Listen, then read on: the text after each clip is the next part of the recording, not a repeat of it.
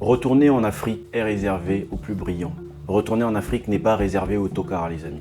Beaucoup veulent partir en Afrique parce qu'ils ne se sentent pas aimés en Occident. Mais je tiens à vous rappeler que vous allez souffrir 10 fois plus en Afrique. Si vous pensez que vous allez partir en Afrique parce qu'on ne vous respecte pas en Occident ou parce qu'on ne vous considère pas en Occident, vous allez souffrir 10 fois plus en Afrique, sachez-le. Parce que l'Afrique ne tolère pas que vous soyez un tocard comme la France peut le permettre.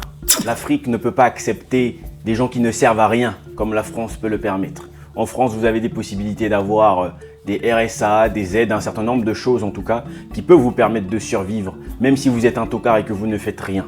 Ça, en Afrique, ça n'est pas possible. Donc, si vous savez que vous n'avez pas cette capacité à pouvoir créer des choses, si vous savez que vous ne pouvez pas servir à la société, ce n'est même pas la peine d'imaginer rentrer en Afrique parce que vous allez crever plus vite que prévu.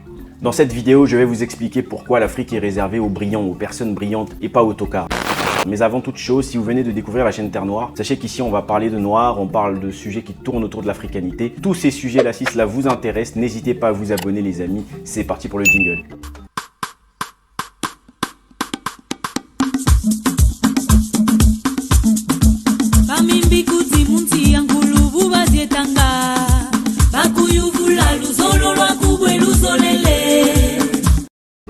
Alors les amis, j'ai une voix un peu cassée aujourd'hui comme vous pouvez le remarquer, je ne vais pas être trop lent, je vais essayer d'être le plus explicite possible en un court temps. Alors si vous voulez repartir ou aller vivre en Afrique, vous devez vous assurer dans un premier temps que ce n'est pas le résultat d'une frustration. C'est-à-dire que si vous voulez rentrer en Afrique parce que vous avez l'impression de ne pas avoir votre place en Occident, cela est une très mauvaise idée parce que vous aurez encore un sentiment pire que celui que vous avez déjà en Occident. C'est-à-dire que beaucoup de personnes veulent parfois quitter l'Occident simplement parce que ces personnes-là sentent qu'elles n'ont pas de place. Alors, il n'y a pas de problème d'avoir ce sentiment, mais si vous n'avez que ça comme sentiment pour entrer en Afrique, je peux vous garantir que vous allez souffrir et que vous allez très vite repartir en Occident. Car en Afrique, on ne tolère pas la bêtise, comme je dis encore une fois de plus, et en Afrique, ça ne sera pas aussi simple que vous pouvez l'imaginer. Il est interdit aux tocards de chercher à rentrer en Afrique. Un tocard qui veut même rentrer en Afrique, pour moi, c'est déjà quelque chose de suicidaire, parce que, encore une fois de plus, je vais vous prendre des exemples pour vous expliquer quand je dis qu'il est interdit aux tocards. C'est-à-dire que si vous savez que vous êtes une personne, vous n'avez rien dans votre parcours, vous n'avez rien appris, vous ne servez pas à grand chose, vous ne connaissez même pas la valeur du travail, c'est-à-dire que vous n'avez quasiment pas travaillé de votre vie, vous ne vous êtes servi que des aides de l'État. En France, je ne sais pas dans quel pays vous allez potentiellement partir si vous voulez rentrer en Afrique,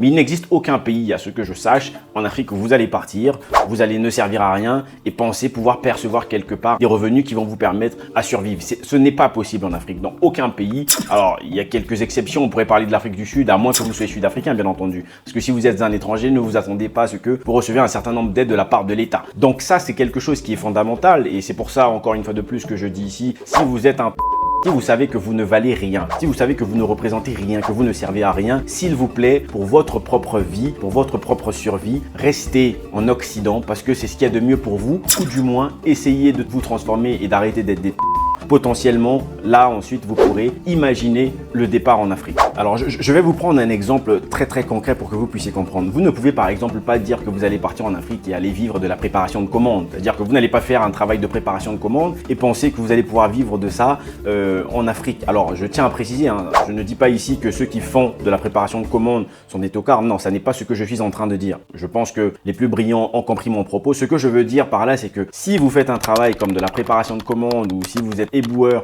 vous savez que ce genre de métier-là, vous allez vous retrouver en Afrique, potentiellement vous pourrez trouver du travail, mais ça ne va pas nécessairement vous permettre d'avoir une vie comme vous pouvez l'imaginer de l'Occident. En Occident, en tout cas la vie que vous avez, la petite vie que vous avez aujourd'hui, avec ce même travail, vous ne pourrez pas avoir les mêmes choses. D'abord dans un premier temps parce que vous n'aurez pas les mêmes opportunités, c'est-à-dire que si en Occident vous avez la possibilité d'être préparateur de commandes dans n'importe quoi, dans tout ce que vous voulez, il ne faut pas imaginer que vous allez partir à Kigali et avoir les mêmes opportunités. Et qu'en plus de ça, déjà il y a un gros taux de chômage dans la plupart des pays en Afrique, donc ne vous attendez pas à ce que vous soyez recruté parce que vous ne connaissez pas comment fonctionne le pays et de toute façon pour faire la préparation de commandes, on n'a pas besoin de quelqu'un qui va apporter de la matière grise. Cela ne veut pas nécessairement dire que si vous êtes préparateur de commandes, vous ne pouvez pas prévoir rentrer en Afrique. Non, ce n'est pas ce que je dis. Vous pouvez bien entendu entamer un certain nombre de projets et faire votre travail de préparation de commandes si c'est ce que vous aviez toujours l'habitude de faire. Donc gare à vous qui êtes déjà en train de mélanger mes propos. Pour rentrer en Afrique et pour vous garantir une certaine vie en Afrique, il faut être parmi les meilleurs. Pour pouvoir y aller, ou du moins, il faut s'allier avec les meilleurs, en tout cas les plus brillants. C'est-à-dire que si vous n'êtes pas parmi les meilleurs, si vous n'avez pas la capacité à entreprendre,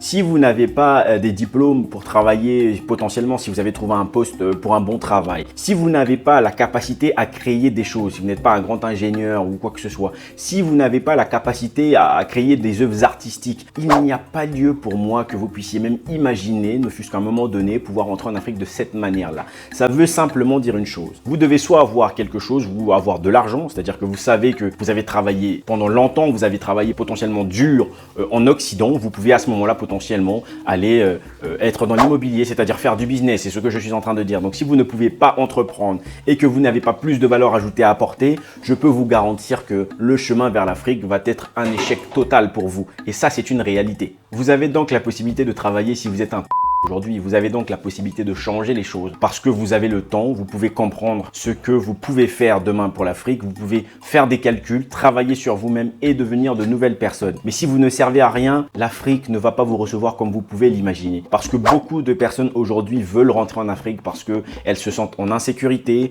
parce qu'elles se sentent frustrées, parce qu'elles ont l'impression qu'on ne leur respecte pas. J'entends parfois beaucoup des discours comme ça, des gens qui vont dire oui, moi je voulais rentrer en Afrique parce que j'avais l'impression de ne pas être accepté dans la société française ou belge ou espagnole, je n'en sais rien. Mais en fait, rentrer en Afrique, ce n'est pas parce que vous n'êtes pas accepté dans votre société française. L'Afrique ne veut pas prendre des déchets, c'est-à-dire des gens qui sont rejetés. L'Afrique a besoin des personnes qui veulent rentrer parce qu'elles veulent voir l'Afrique évoluer, parce qu'elles veulent entreprendre, elles veulent entamer des grandes choses. Et non des frustrés qui ont l'impression que finalement elles ne sont pas acceptées dans leur monde et cherchent donc une issue en partant en Afrique. Ça, je peux vous garantir, vous allez échouer. Parce qu'il y a une réalité qui est simple, les amis. La vie occidentale en Afrique coûte très cher. Je m'explique. Si par exemple vous voulez aller en Côte d'Ivoire et que potentiellement vous allez chez Auchan, vous voyez il y a des Auchan en Côte d'Ivoire et que vous voulez vivre la même vie, vous voulez vous acheter votre fromage blanc de Auchan, vous voulez vous acheter un certain nombre de produits, sachez que cette vie-là, ça va vous coûter très cher. Vous allez peut-être potentiellement acheter du fromage blanc à 2500 francs CFA, ça va vous coûter énormément. Et donc si vous n'avez pas les moyens financiers, je dirais même que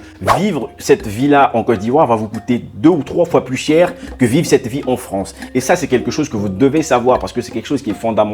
Donc, si vous n'avez pas les moyens finalement d'avoir des revenus qui vont vous permettre de vivre cette vie potentiellement, vous allez pleurer. Mais beaucoup de personnes pensent pouvoir rentrer en Afrique, aller vivre paisiblement et vivre leur vie en fait occidentale en Afrique en croyant qu'en fait qu'ils vont pouvoir vivre avec 300 € ou avec 200 €. Ça, c'est un mensonge, les amis. Comme je l'ai dit, je le précise encore, il faut être brillant et courageux. Si vous ne l'êtes pas, ce n'est même pas la peine de penser partir en Afrique parce que ce sera un échec total.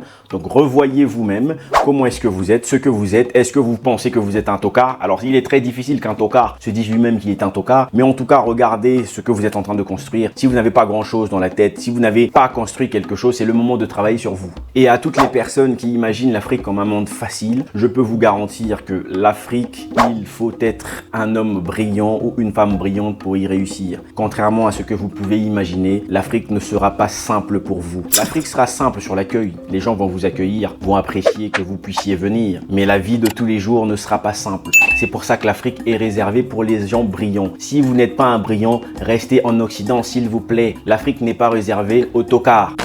Je tiens à vous remercier. Je ne sais pas ce que vous pensez de cette vidéo, les amis. En tout cas, on se dit à très bientôt dans une prochaine vidéo. Imeni.